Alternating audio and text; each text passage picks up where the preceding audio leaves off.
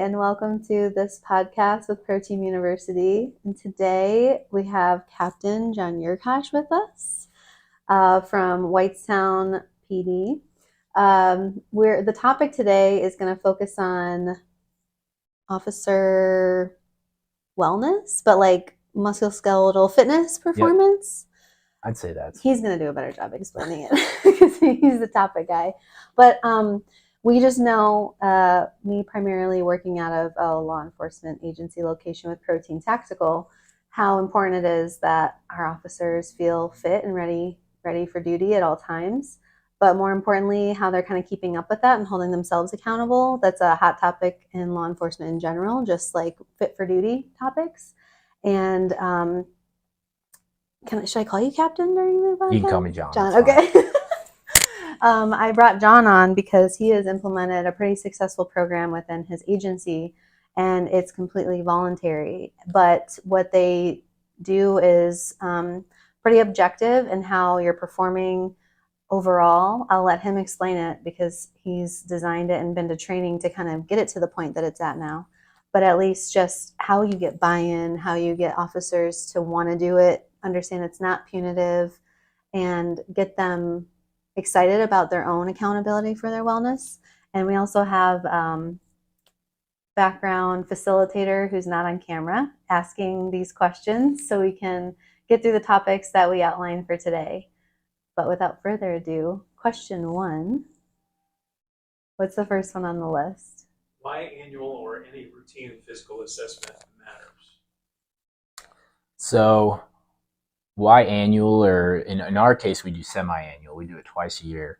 Why that matters is if we have guys on programs or we have this standardized test, if you will, doing those tests on a repeated basis, it helps you track progress. So if you have a guy that you have on a program and he can barely complete the test the first go around, you want to pick an area that you want to focus on. So like one of the tests that we do is the squat for your lower body strength.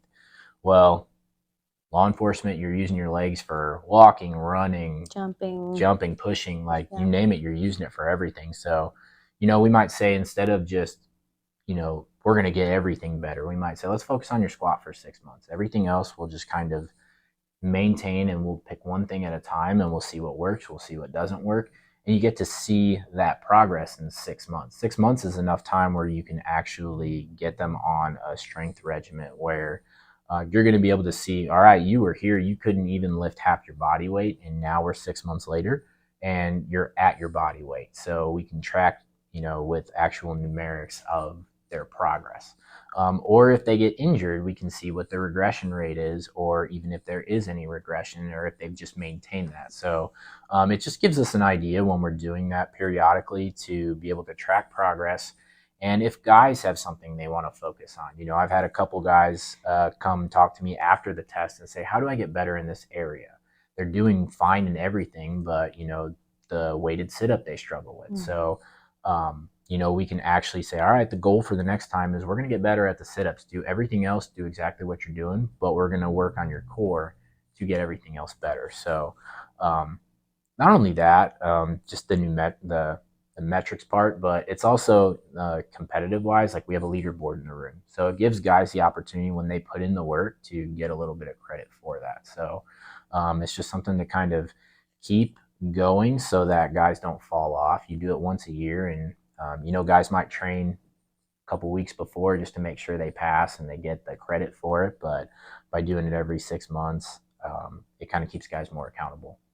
I had 2 kind of like not already established questions that I sent you come up in your explanation of it. So my first one is, does anyone get intimidated by the leaderboard? Is anyone turned off by that?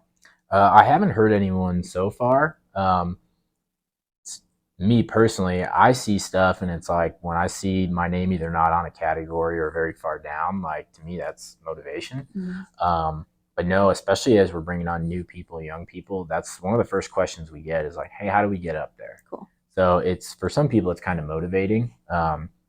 Really the only people that might scoff at it are the people that don't go to the gym and use it normally anyway. So no, I haven't heard anyone really say that. And it's a pretty big leaderboard. So I've tried to include something. So maybe you're not the strongest person, maybe you're not a big lifter, but maybe you're a runner. Like, let's get a group together and we'll do a 1.5 miles and we'll see who, tests the best on that. Maybe you're a sprinter and you want to do the 40-yard dash, or you want to do a 300-meter sprint. Like, I have everything and anything on there. So really, whatever your strength is, no pun intended, Right.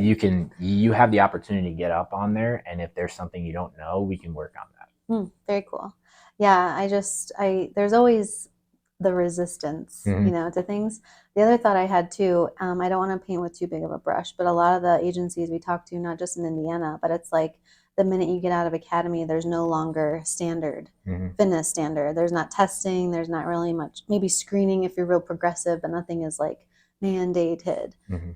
Whereas, you've been out of the academy for how many years? And like Yeah. so you just get in a routine and fall off a little bit. Mhm. So how do you get that buy-in if that's the case? Yeah. So it's the easiest thing to give up when you get busy, right? You have kids, you're on night shift, you have a wife, you have a family, maybe you work off duty stuff. Like, the easiest thing to cut out of your day, maybe to get an extra hour of sleep, is, well, I'll work out tomorrow. And then tomorrow becomes a month, and a month becomes a year. And then it's just fallen out of your routine completely.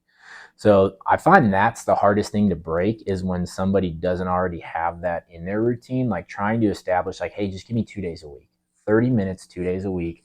We're not going to do anything crazy. Like, it's hard to get people to buy in on that aspect. But as far as like, I was just telling you, with like new people, we have created a culture at Whitestown where you're kind of the oddball out if you don't do the physical fitness test. I can't remember if he was doing it while you were there, but like our chief of police, Yeah, he was. he does And it he kicked every, everybody's yeah, butt. he does it every time. And he's near the top of almost every category. He takes care of himself, and he's the first one to, give some trash talk to the guys who never do it. And he's like, you ever going to get in there? Like, you're not getting any thinner. And it's good. Like, guys need to hear that. And especially when your leadership is kind of leading by example. I mean, that's great for young new people to see. Um, and it translates in all different areas, right? Like, you see when we do, a couple months ago, we did quarterly training, and part of it was extractions of downed officers. And guys really got a good feel for that when I'm 200 pounds. And when I'm laying there dead weight and it takes 3 guys to get me out of there, whereas we had a larger officer who I just grabbed him and went, it's like you could see the difference of, in a bad situation like that, you're creating more of a problem because you can't do what needs to be done. So those live training scenarios that we do, that really kind of wakes people up a little bit, and they're like, yeah, I need to get into a program. So we're kind of hitting it at both ends, where new people come on board and it's the expectation. This is the culture of what we do here. I told you guys, like, we just brought on 3 new people. Friday, I'm putting them through the fitness test. So it's built into their onboarding that this is what we do here. This is what we expect. Every day I give them time to PT, because I know that once they start their field training, that's going to kind of go to the back burner. But I want them to remember, hey, it's going to be here when you get done. Just get through your training, and you're always going to have the gym to use. So new people buy-in is tremendous, and we look for that when we're actually going through the hiring process. Like, I throw that in as a question. If we're going off script during interviews, I'm like, what do you do to take care of yourself? Make sure you're in shape and everything. But some of the other things is like, with it being voluntary and it not being a mandated thing, we create different incentives by it. So just maybe 6 months ago, we gave every person on the department, gifted them, if you will, they have an hour on duty to use towards physical fitness. So it doesn't matter if you're one of the fittest guys, you've done every fitness test since we launched the program, or you've participated in 0. Everybody has that opportunity to use at least an hour of their day towards physical fitness. Every shift?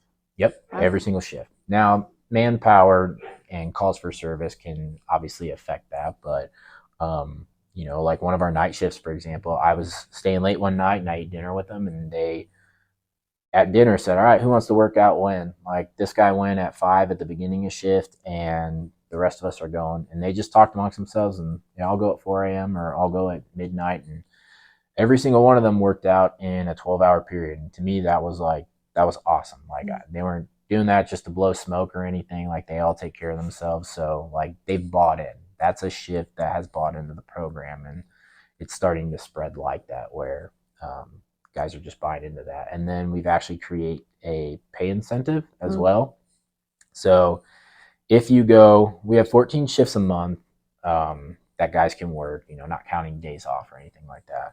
So if you go 7 times a month and or an average of 7 times a month, so you may have a vacation and maybe 1 month you're kind of shy, but another month you do 14 days, and you pass both the physical fitness tests. We've created with the town a pay incentive that you could actually get money back as an incentive pay for passing everything. So that's just another thing where guys are like, hey, I might as well, like I'm doing the work, I might as well get paid for it. So all those different things are just creating a lot more buy-in from guys. That's amazing that the city got on board with that too, because like ultimately they're protecting your community. So this is like a win-win. Very much right? so. That's really cool. Yes. I thought one thing you touched on with your live scenarios where you're extracting an officer from a downed officer. I think that is key, because when we talk to agencies around the country, there's a lot of pushback to fitness.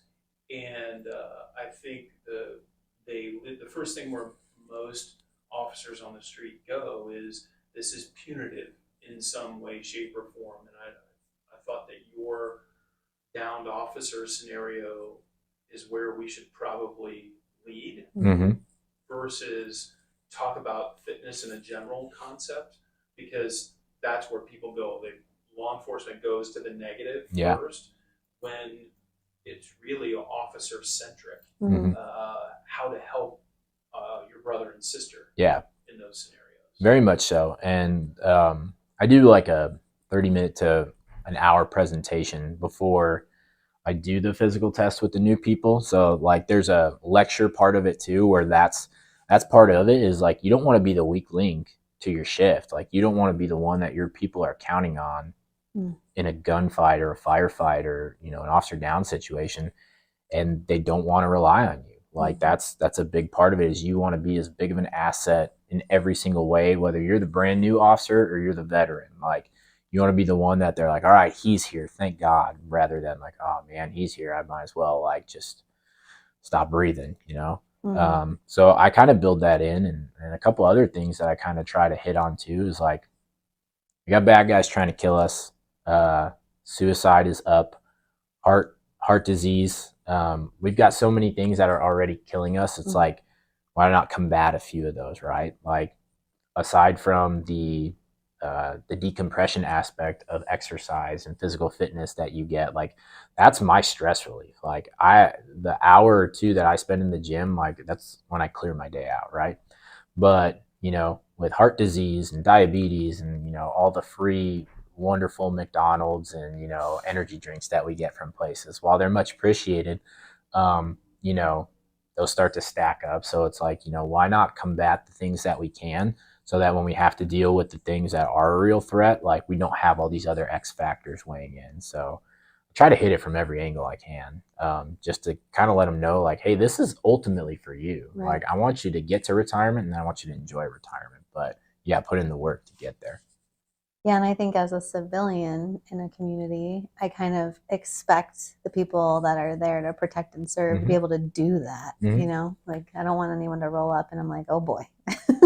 They now this is 10 years ago. I don't know if they still do it, but when I went to the academy in 2013, they one of the drill instructors, he showed us a picture, and there's a picture of a cop that had his shirts tailored way too tight and like clean cut, and looked like he might have dosed steroids a little bit, but he was fit. And then there was the one who had donut stuff all over, and like his vest didn't fit and his gut was overlooked, and he was like, which one of these would you rather be? And he took it a step further and said, would you want to be the police officer that is going to show up on your mom's doorstep on her worst day? And just like you said, like that hit me and it struck me, and stayed with you. Yeah, well, and I get lit at the department for getting my shirts tailored. But you know what? Like, my mom would be proud if I walked up to her doorstep. So that's all. It's that kind of like what you buy into that, where you want people to see you and be like, all right, this guy's here. Like, they may not be able to type 2 words on a report, but they at least look like they are going to handle business professionally. And if, they need to protect me, they can, versus like, I don't know if this guy's going to make it, up the driveway without passing out. So that's a huge aspect, just the professionalism that you're portraying to your community. Absolutely. I think that's a lot of good stuff there. What's the next one on the list? How to program, what to program, and why these objective measures matter. We kind of hit on the objectivity of it. And I know you had shared with me so I went out to this training and I've been kicking my butt upper body wise since that, because I'm like, I want to do a pull up. I can't do a pull up. Like, I never have. And like, I couldn't do the bench one either. So that was a little humbling for me. But you went to that training, kind of adopted a couple things. But I think what I took away from it, having done a lot of our performance programming alongside our strength and conditioning specialist, is the essential like push, pull, lift, carry, drag stuff. Yep. But then also that course, like the obstacle course, kind of at the end is, you always do that at the end, correct? Yes. Yeah. And I remember talking to you and asking you why, and just because like, you get a little bit of rest, but you kind of want to simulate the instance where you're in the car and you just got to take off and go and crawl over a couple things, move a couple things. I mean, that was really hard. It was harder than it looked. Yeah. Because I'm like, I just have to run from there to there. But like that 60-pound bag, and then you have to push that sled, and you start to feel lightheaded after round one. And you've already done all these other things. Yeah. So I think the thing that we see when we're brought in to consult or do anything where it's like, how can we make our programming better, is like there's lack of strategy or intent. It's just like they throw things at a wall and see what sticks. But what I walked away with understanding, and yours, is just the applicability of it, the job specific nature of it. Kind of there's the power component, the endurance component, the tactical kind of functionality component of it, with the why can't I think of the word at the end? Obstacle With course. the obstacle course, thank you. And I don't know if you want to share a little bit of it on today's episode of like what you do in your testing. Yeah, so I kind of picked and prodded pieces. I mean, I've been researching different law enforcement agency fitness tests for years. My personal opinion, the one that they utilize out at ILEA, that most use anytime they do a hiring process, I just think it's outdated. And I realize that at the academy, they have the resources available to them, which is the same with us. A couple years ago, before we had the gym we have and the department we have, we did the same thing. We would do the push-ups, the sit-ups, the 1.5 miles. And then eventually I just bought some stuff out of pocket, and we did an obstacle course that we used, one of the local football fields for. So it's what you have, because, there's agencies out there that don't have the resources, and something's better than nothing. And also I understand when you're testing 100 plus applicants, if you don't have the resources to get everybody on a bench or get everybody on a squat rack, there's some limited availability there. So, I spent years researching, finding stuff from other countries, other states, and just kind of piecing this thing together. And so there's, you hit on already, there's kind of like the strength component, where we hit the major areas: your push, your pull, your trunk, your squat, your lower body, your core. And then we end with that, I call it work capacity. I stole that from the Mountain Tactical Institute. But you're basically your high intensity cardio, right? And there's endurance in all of it, because you're doing it all one after the other. So hands down, the easiest and best test for like your push strength is the bench press. And so the standard for everything is set at people's body weight. And there's modifications for everything. I think you saw some people go through some of those, where, the test as prescribed is, bench press at body weight, or front squat at body weight, strict pull up at body weight. There's injuries. There's people who just, haven't trained that way before, so they need to kind of focus on that. So we have modifications for all of them to address those things, and to build people up and say like, well, you're not, instead of fail them, let's try something less. It's not what you can't do. Yeah. And that's a big point for me, right? All right, we did a modification this time. Let's try and get to the actual test as it's prescribed in the next year. Mm-hmm. It's not a lofty goal. I'm coming back. Hey, I'm coming back for my test. And so yeah, we do all the strength portions inside. And it's not like, football where like you load up the bar and like, all right, what can you get one time? We're not maxing out. That's a big part of that endurance too, was I think you guys saw that, is it's in a minute, max reps. And you start to see people start to trickle out as the lactic acid and the fatigue sets in. And really where you see some of your top competitors is the guys that have that endurance where they can get 10 plus reps. Right. So, well, and to the practicality of that too, when you're in a resistor situation, like buckle up for about a minute to 3 minutes, or if it's even longer, but it's the longest minute of your life because it's like, where's my backup? Yeah. And back to Tim's point about like real life applicability, when we do our defensive tactics and stuff, you learn real quick that if you try to just out muscle, whether it's, your bad guy, your resistor, or, the officer you're training with, like, you burn out a lot quicker. And that's the thing, is like you said, it's the longest 2 to 3 minutes of your life. You need to learn that endurance where you're giving and taking, but you're not burning through everything. So it's a big part of that as well, just learning kind of that gap of like, all right, I'm not going to blow everything on 2 reps. I'm going to, I'm going to learn how to kind of space that out a little bit more. So yeah, there's that first portion. Then the obstacle course, I really kind of pieced that together from, there's an agency I'm forgetting. It's a Springfield, and it's kind of like The Simpsons, where it's like, I don't know which Springfield it was, but it's Illinois or Ohio or can't remember which one it was, but they have, they obviously have like a multi-100-person department. So they have a full training facility, kind of like IMPD, and they have a track set up, and every 50 meters on the track, they have a different obstacle. So what you do is you do the obstacle course, and then you run a second lap around the track just without doing anything. And that's their fitness test. And like, I mean, if I had the magic wand and the funding, like, I'd build that tomorrow. I think that is one of the cooler things to do. But did the best with what we have. So what we did was we kind of put in these different elements where you may have to jump over something. You may have to get up, from getting knocked down with all your gear on. That's why we put the weighted vest into it. You may have to pick something up, whether it's a kid, a dog, a person, whatever, and throw it over your shoulder or carry it. Then finally, we kind of have that like sprint to the sled push, where like I've pushed numerous cars in my career when they have a flat tire or go dead. You may have to push a human being, whatever. And actually, that's one that I've gotten a lot of feedback from you guys and then other officers about turning that into a dummy drag.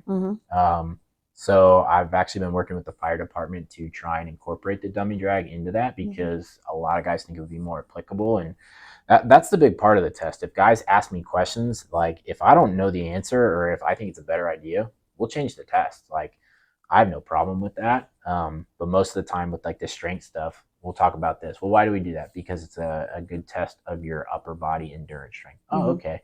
Like sled push, well, yeah, you are going to push stuff. Like the opportunity will probably present itself more where you got to drag or pull something. So we're already looking at enhancing that, this next go around. But all in all, I think this is now like maybe the 3rd or 4th year that we've done it, with very few modifications to the true tests and stuff. And I mean, you've seen the obstacle course, really, like that one. I like to call it the equalizer. The equalizer. Because everybody starts off real strong, but I mean, the difference between your top competitors and even just kind of like your lowest competitors, like at most it's like 10 points. I thought that was the most humbling of it all. Yeah. Because like, and you said the equalizer, because like I did 1 round, I was like, I could go 2, but that's where like the mental piece comes in too. It's like, get out of your body a little bit. You can keep going. Yeah.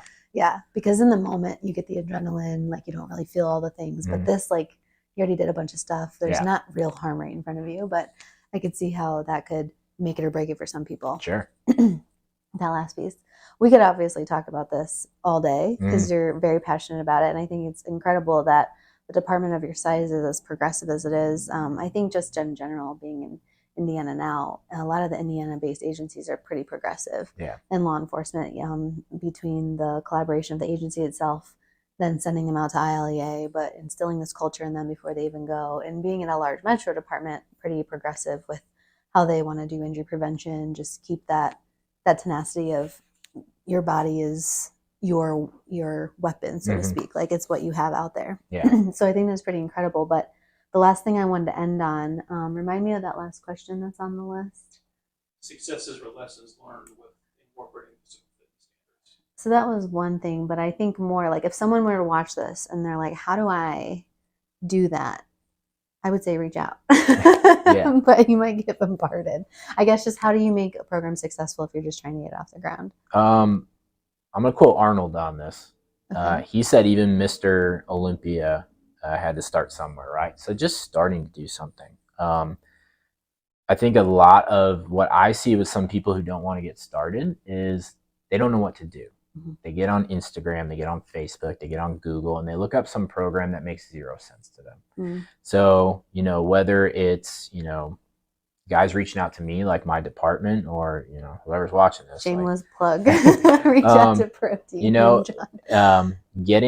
Getting them started and finding out what they're comfortable and what their level is. If you haven't worked out in 10 years, I'm not going to give you some bodybuilding based program where it's a chest day, a leg day, an arm day, so that come Friday, you can't even move. Like, that defeats the purpose of it, right? You start to get them doing something. Hey, I want you to walk for 30 minutes a day. Or, we're going to do some push-ups, some pull-ups. If you can't do pull-ups, we'll do something else like TRX bands. We're just going to work the major muscle groups and just get them going a little bit.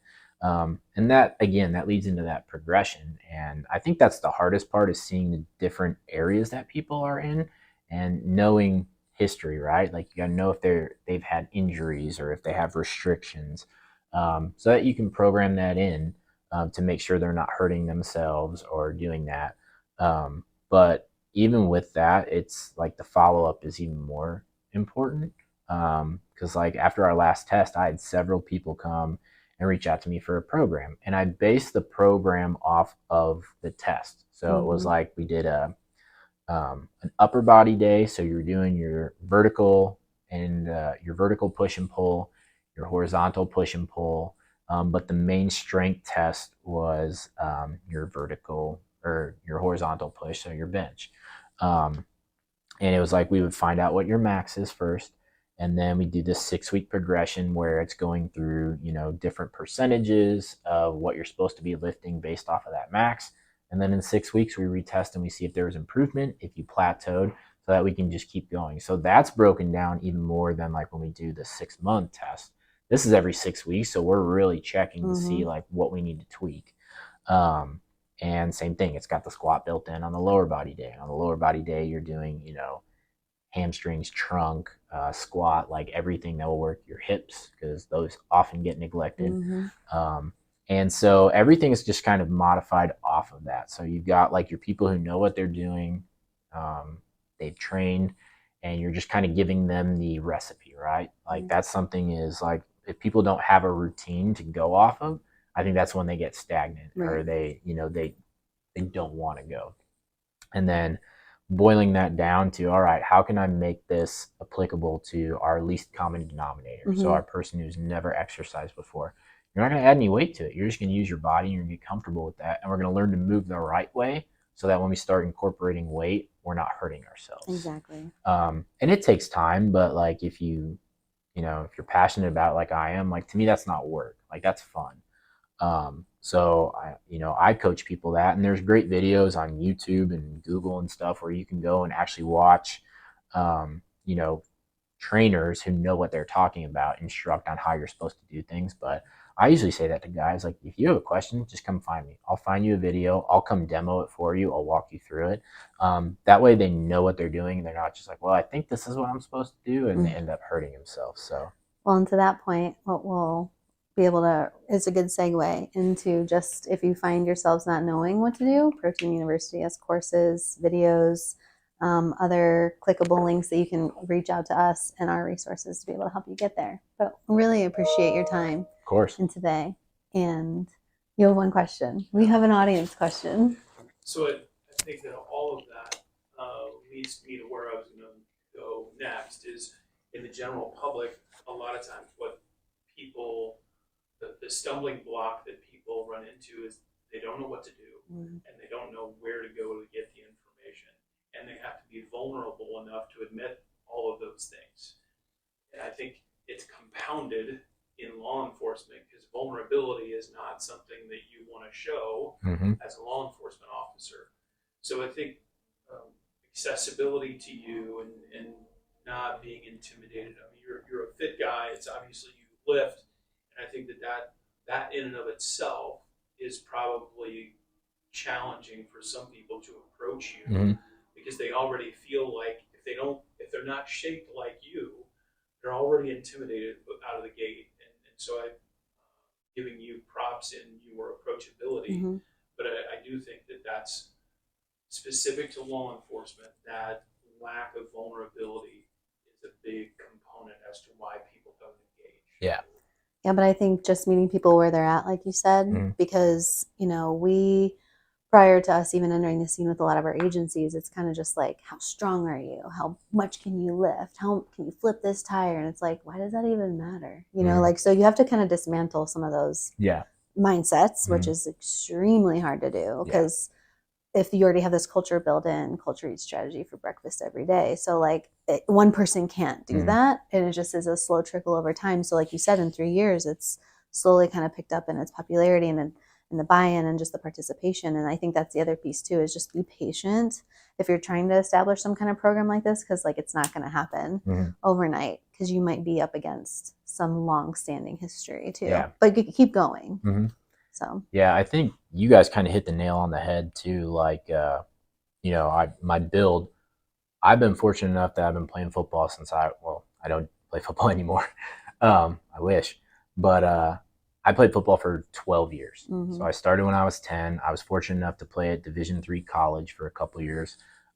So I've had structured design programs in a weight room, and it's like, yeah, I built this machine over 12 to, I mean, now we're looking at 20 years. It does take time, and that's like, you're not going to see results tomorrow, but I do have a guy, I won't name him. He'll know if he's watching this. But I got him on a program, and he hurt his shoulder, and he kind of took a break, but he got back into it, and he went on vacation with his wife, and he was like, I have to tell you there's results. And I was just like, well, what does that mean? He's like, she's over there, like, I'm just kind of hanging out, having a beer, and she's taking pictures of me, like, I can't believe how good you look. And I was like, that's the best thing I could hear. And he's like, I feel better. Like, he's like, what's the one behind your arm? I was like, the tricep. It's like, yeah, I could see that now. And it's like, he's been plugging away. That's awesome. And it's working. He sees it, and it's like, just, those types of different testimonials help as well. That, like, you just keep plugging away, and it'll happen. One day it's just you're gonna look in the mirror and not recognize yourself. So yeah, it's really cool. And like we've already mentioned, reach out to us, John, ProTeam, whoever. We're all connected and work together, and happy to help anyone looking for more resources. Thanks for tuning in.